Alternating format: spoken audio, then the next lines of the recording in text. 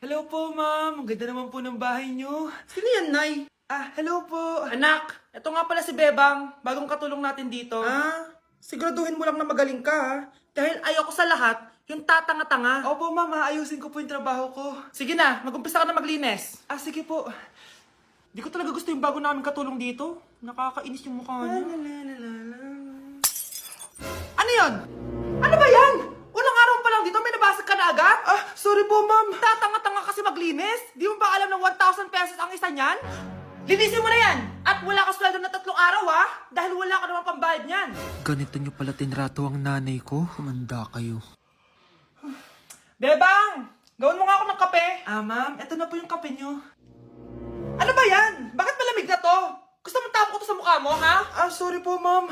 Gawin mo ako ulit ng bago. Baka na pang magawa ko sa'yo. Sige po, gagawa na lang po ako ulit ng bago. Pakatanga. Ma'am, ito na po yung mainit niyo pong kape. Sa susunod, huwag kang tatanga-tanga kung ayaw mo mawala ng trabaho. Bebang! Kuhaan mo nga ako ng tubig dito. Ito po, ma'am, yung tubig niyo. Doon ka na nga. Yung makita pagmumukha mo. Sakit ng tiyan ko!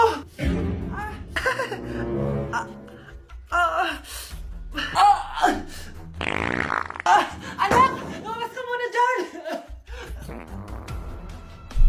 Gusto mo nang mainit, ha? Tignan ko na lang kung hindi kumulo yung tiyan niyo dito. Ma'am, ito na po yung mainit niyo pong kape.